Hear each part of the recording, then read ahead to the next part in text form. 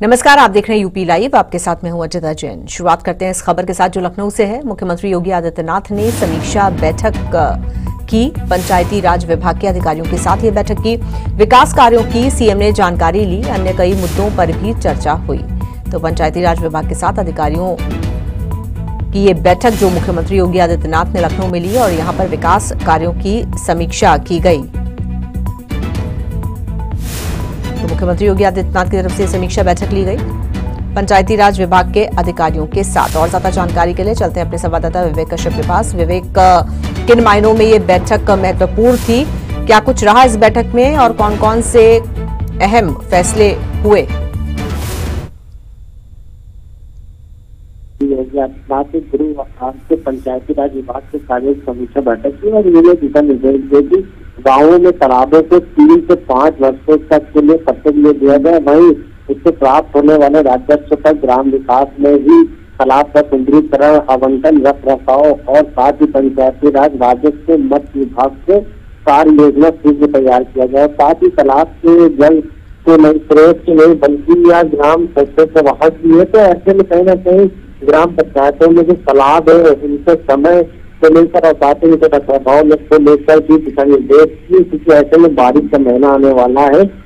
तो कहीं ना कहीं तालाबों में जो जल संचय होता है वो सचिवालय, आंगनबाड़ी केंद्रों पर इसका उपयोग किया जाता है। साथ ही जो प्राथमिक विद्यालय है उनका जो अनिवार्य सिस्टम है उसको भी अनिवार्य कर दिया गया है कि जहाँ पर कंप्यूटर की जरूरत है वहाँ पर कंप्यूटर लगाए जाए और जहाँ पर जो ट्रेनिंग सेंटर है उनको भी 15 दिन का समय दिया गया है कि उसको अनुरूप रूप से चालू करा जाए। तो कहीं ना कहीं आज जो कल मुख्यमंत्री योगी आदित्यनाथ की समीक्षा बैठक की है, दिशा निर्देश भी दिए हैं कहीं ना कहीं। और साथ ही जो पंचायती गेटवे पोर्टल है उसकी भी उसको भी लोगों के बीच में लेकर उसको लोगों से किस तरह से उससे उपयोग करना है वो भी अधिकारियों से दिशा निर्देश दिए कि इससे भी जनता को ज्यादा से ज्यादा इससे जो है। साथ ही जो पंचायती राज विभाग है इसका जो कॉल सेंटर ऑनलाइन की प्रणाली में इसको लेकर और साथ ही 10 फ्यूचर कॉल सेंटर की स्थापना भी करे, जिससे सचिवालय की जियो फेंसिंग और इंटरनेट कॉलिंग जैसे डिजिटल पहले की शुरुआत की जा सके। तो कहीं ना कहीं मुख्यमंत्री योगी आदित्यनाथ ने पूरी समीक्षा की थी और साथ ही अधिकारियों को दिशा निर्देश भी दिए थे। और ये भी कहा था कि ग्राम पंचायतों और क्षेत्रों पंचायतों और जिला पंचायतों के कार्यों की निगरानी डिजिटल प्लेटफॉर्म से की तरह से की जाए, जिससे कि जो विश्वास है जनता का वो बना रहे। और साथ ही जिस तरह से ग्राम पंचायतों में जो तमाम योजनाएं चल रही है उसका भी समय समय पर मुख्यमंत्री योगी आदित्यनाथ खुद दिशा निर्देश देते हैं और अधिकारियों से जानकारी लेते हैं। और साथ ही जिस तरह से उत्तर प्रदेश में पौधारोपण कार्यक्रमों और ग्राम पंचायतों में भागीदारी ले रहे हैं कहीं ना कहीं उसको भी लेकर मुख्यमंत्री योगी आदित्यनाथ ने दिशा निर्देश दिए अधिकारियों को भी। बहुत शुक्रिया विवेक आपका इस जानकारी के लिए। लखनऊ में योगी कैबिनेट ने गुरुवार को 10 अहम प्रस्तावों पर मोहर लगाई। प्रदेश में 5 सीड पार्कों की स्थापना का फैसला लिया गया, जिसमें पहला पार्क लखनऊ के अटारी में बनेगा। इसके अलावा हर विधानसभा क्षेत्र में विवाह घरों के निर्माण के लिए 100 करोड़ रुपए का बजट मंजूर किया गया है। कैबिनेट ने ऑपरेशन सिंदूर की कामयाबी के लिए भारतीय सेना को बधाई देते हुए एक अभिनंदन प्रस्ताव भी पास किया।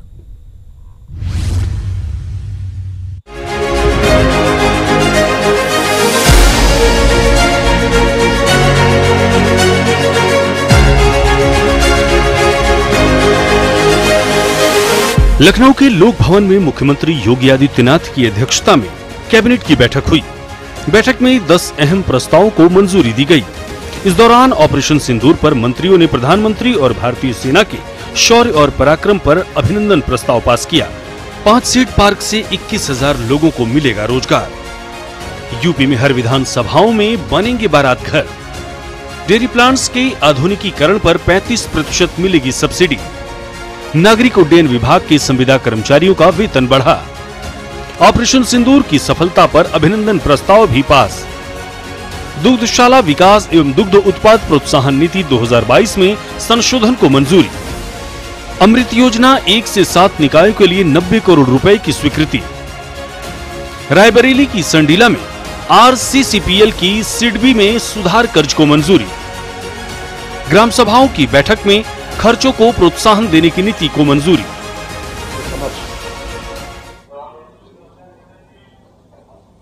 कुल 10 प्रस्ताव पास हुए और उसके अतिरिक्त एक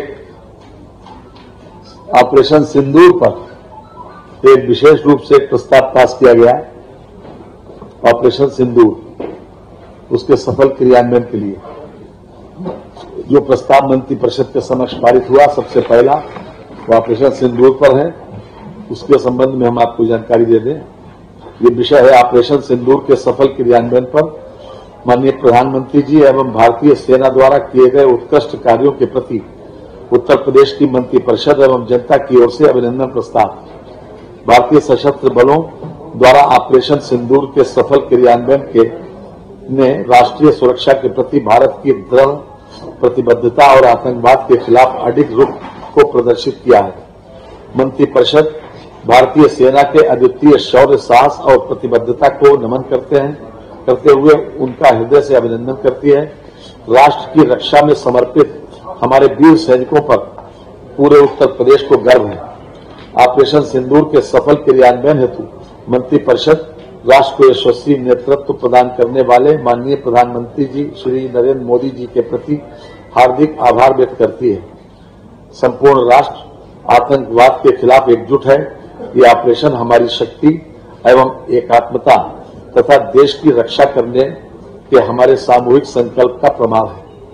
लेकिन ये तभी संभव हो पाया है जब हमारे प्रधानमंत्री जी ने, केंद्रीय कैबिनेट ने सेना को खुली छूट दी। उत्तर प्रदेश दुग्धशाला विकास एवं दुग्ध उत्पादक प्रोत्साहन नीति 2022 में 2000 संशोधन का प्रस्ताव मंत्रिपरिषद के समक्ष ले गए, जिसे मंजूरी मिल गई है। प्रदेश में दुग्ध आधारित उद्योगों की स्थापना को प्रोत्साहित करने एवं विद्यमान प्रसंस्करण क्षमता में वृद्धि, तकनीकी उच्चीकरण का सूचना तकनीक का उपयुक्त प्रयोग व क्षमता का विकास करते हुए डेयरी सेक्टर के समस्त स्टेक होल्डर्स के लिए अधिकाधिक लाभ सुनिश्चित करने के लिए उत्तर प्रदेश दुग्धशाला विकास एवं दुग्ध उत्पाद प्रोत्साहन नीति 2022 में एक संशोधन लाए हैं। इसमें प्रदेश में निवेश को प्रोत्साहन मिलेगा और छोटे निवेशक भी आएंगे। $1 ट्रिलियन इकोनॉमी में इसमें वृद्धि होगी। अभी तक खाद्य प्रसंस्करण में 35% का अनुदान था, छूट थी 5 करोड़ तक। हमारे यहाँ 10% का अधिकतम अनुदान था, 5% हम ब्याज लेते थे, उसमें अनुदान देते थे। अब इसको बढ़ाकर खत्म करके 35% ही कर दिया है। 5 करोड़ का अनुदान पहले देते थे, ब्याज उपादान वगैरह, अब इसको हम 5 करोड़ ही देंगे। तो नवीन दुग्ध प्रसंस्करण इकाई स्थापना में ये सब बदलकर 10% की जगह पूरा पूंजीगत अनुदान 35% करते हुए 5 करोड़ तक की सुविधा देंगे, जो पहले भी थी। इसके साथ ही कैबिनेट ने ऑपरेशन सिंदूर की अभूतपूर्व सफलता के लिए भारतीय सेना को बधाई देने के लिए एक अभिनंदन प्रस्ताव पास किया। सीएम योगी ने कहा कि इस ऑपरेशन ने आतंकवाद के खिलाफ भारत की जीरो टॉलरेंस नीति को दुनिया के सामने मजबूती से रखा है। योगी कैबिनेट की ये फैसले उत्तर प्रदेश को विकास, रोजगार और सामाजिक समावेश की नई ऊंचाइयों पर ले जा रहे हैं। सीड पार्कों से रोजगार, विवाह घरों से सामाजिक सुविधा और ऑपरेशन सिंदूर पर सेना का सम्मान, ये सब यूपी की नई तस्वीर को दर्शाता है। ब्यूरो रिपोर्ट, सूर्या समाचार।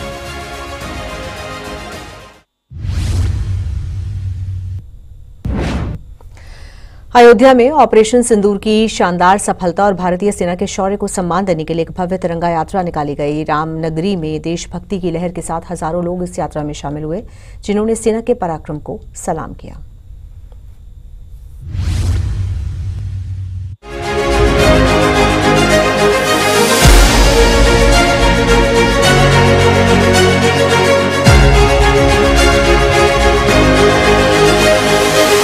अयोध्या में बीजेपी ने तिरंगा यात्रा का आयोजन किया। ये यात्रा ऑपरेशन सिंदूर की सफलता और भारतीय सेना के अदम्य साहस को समर्पित थी। ये यात्रा गांधी पार्क से शुरू होकर रकाबगंज होते हुए चौक तक पहुंची। यात्रा में बीजेपी नेता लल्लू सिंह, विधायक वेद प्रकाश गुप्ता, एनसीसी कैंडिडेट, पूर्व सैनिक और बड़ी संख्या में स्थानीय लोग शामिल हुए। भारत माता की जय और जय हिंद के नारों से रामनगरी गूंज उठी। नगरों में आज तिरंगा यात्रा निकाली जा रही है। जिस प्रकार से हमारे देश के सैनिकों ने माननीय मोदी जी के नेतृत्व में आतंकवादियों के अड्डों को नष्ट करने का काम किया है, क्योंकि हमारे देश की यह सोच है कि जिन लोगों ने अपराध किया उन्हीं अपराधियों को समाप्त किया जाए, आतंकवादियों को समाप्त किया जाए, किसी भी निरपराध नागरिक की हत्या न हो। इसलिए आतंकवादी अड्डों को हमारे वीर सैनिकों ने समाप्त करने का काम किया है और जो साहस का परिचय दिया इस देश ने, यहाँ के सैनिकों ने, आज पूरा देश तिरंगा निकालकर उन शहीदों, उन अपने देश के सैनिकों को, वीर सैनिकों को नमन करना। अयोध्या से तिरंगा यात्रा निकल रही है। भारतीय सेना को, उसके शौर्य को सलाम। पूरे देश और दुनिया ने भारत की सेना की ताकत का एहसास किया है। माननीय प्रधानमंत्री को इस शानदार कामयाबी के लिए बधाई। ऑपरेशन सिंदूर के तहत भारतीय सेना ने 7 मई को पाकिस्तान और पीओके में आतंकी ठिकानों पर सटीक हमले कर 100 से अधिक आतंकियों को ढेर किया था। इस सफलता ने विश्व मंच पर भारत की ताकत को प्रदर्शित किया। यात्रा में शामिल बीजेपी नेताओं ने कहा कि आयोजन न सिर्फ सेना के बलिदान को सम्मान देता है, बल्कि पाकिस्तान के दुष्प्रचार को बेनकाब करने का प्रयास है।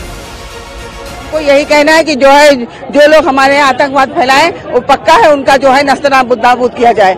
जीवन को हमेशा आगे बढ़ाने के लिए दूसरे देशों से कभी कोई व्यवस्था बने, गड़बड़ हो, तो हमारे देश का एक एक बच्चा, एक एक नागरिक, उनको सदा के लिए खत्म करने की कोशिश करें। अयोध्या की तिरंगा यात्रा ने रामनगरी में देशभक्ति और सेना के प्रति सम्मान की अनूठी मिसाल पेश की। ऑपरेशन सिंदूर की सफलता ने न केवल आतंकवाद को करारा जवाब दिया, बल्कि भारत की शक्ति और एकता को विश्व पटल पर स्थापित किया। ब्यूरो रिपोर्ट, सूर्या समाचार। मुरादाबाद में नगर निगम की तरफ से बनाए जा रहे युद्ध संग्रहालय में भारतीय सेना और नायकों की शौर्य गाथाएं जीवंत होंगी। कारगिल युद्ध की 25वीं वर्षगांठ के अवसर पर 25 करोड़ रुपए की लागत से बन रहे संग्रहालय में 1947 से लेकर ऑपरेशन सिंदूर तक की वीर गाथाएं प्रदर्शित की जाएंगी।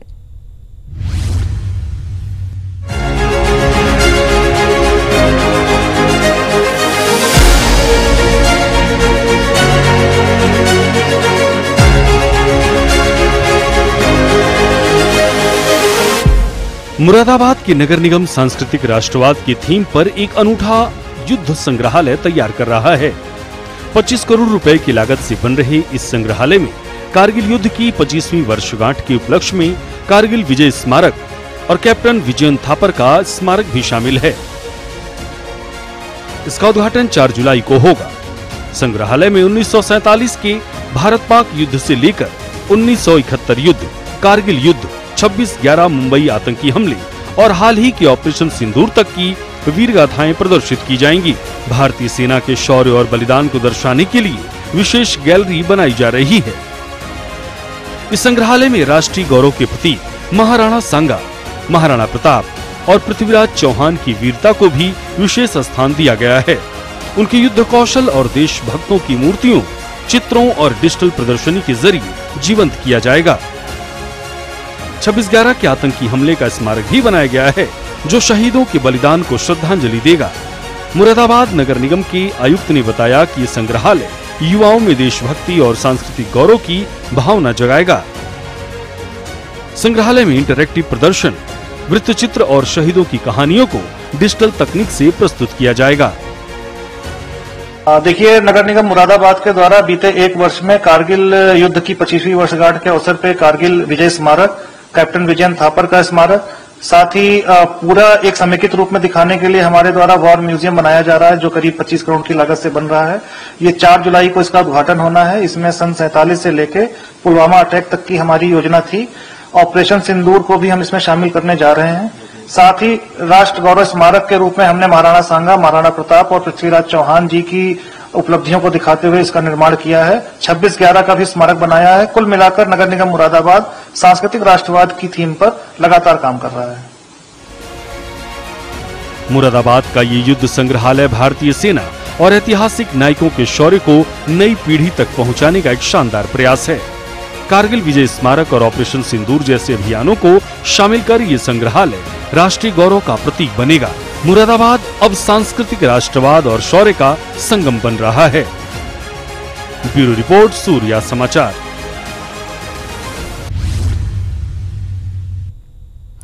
ऑपरेशन सिंदूर की शानदार सफलता ने भारतीय सेना के शौर्य को देश दुनिया में प्रदर्शित किया है। इस गौरवमयी पल को और खास बनाते हुए अयोध्या के महिला जिला अस्पताल में जन्मे नवजात बच्चों का नाम सिंदूर रखा गया, जो सेना के बलिदान और देशभक्ति का प्रतीक बन गया है।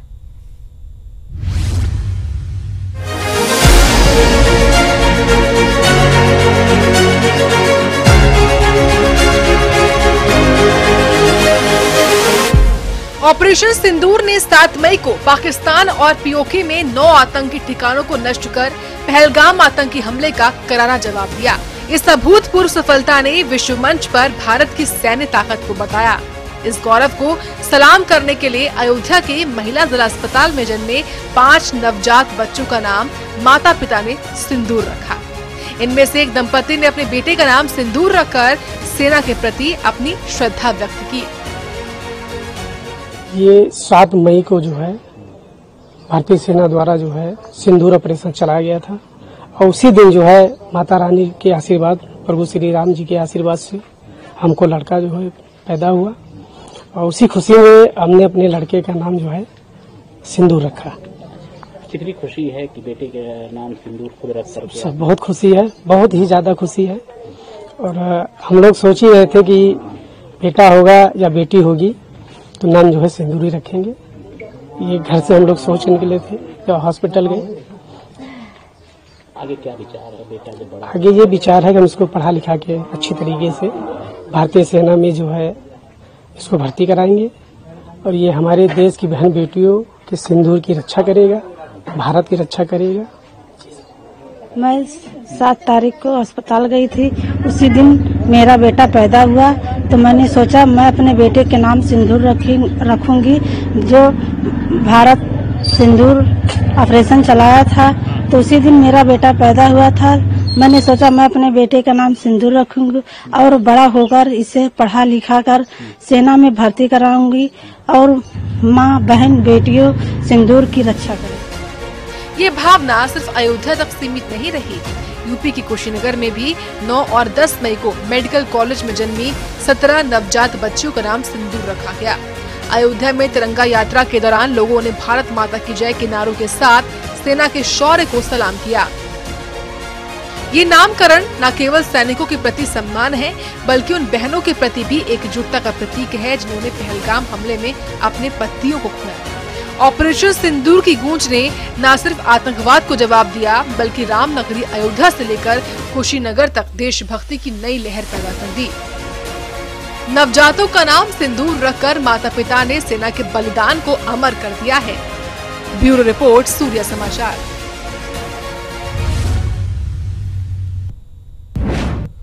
लखनऊ के किसान पथ पर एक बेहद दर्दनाक हादसा हो गया जब एक डबल डेकर बस में भीषण आग लग गई। इस घटना में 2 बच्चों और 2 महिलाओं समेत 5 लोग जिंदा जल गए।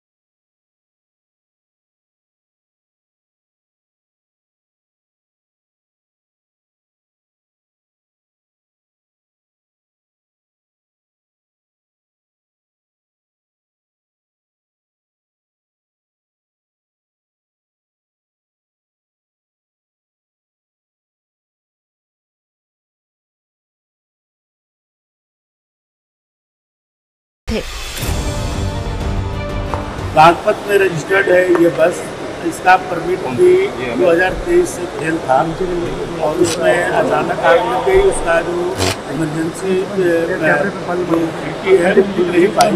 इसमें 5 लोगों का ध्यान देने की कमी है। हादसे के दौरान आपातकालीन निकास जाम होने और ड्राइवर के पास अतिरिक्त सीट होने से यात्रियों को बाहर निकालने में दिक्कत हुई। स्थानीय लोगों ने खिड़कियां तोड़कर यात्रियों को बचाने की कोशिश की। सूचना पर पहुंची फायर ब्रिगेड की टीम ने कड़ी मशक्कत के बाद आग पर काबू पाया। मुख्यमंत्री योगी आदित्यनाथ ने इस हादसे का संज्ञान लेते हुए मृतकों के परिजनों के प्रति गहरी संवेदना जताई है। उन्होंने घायलों को तत्काल ट्रॉमा सेंटर में भर्ती कराने और उनके समुचित इलाज के निर्देश दिए। साथ ही राहत कार्यों में तेजी लाने को कहा।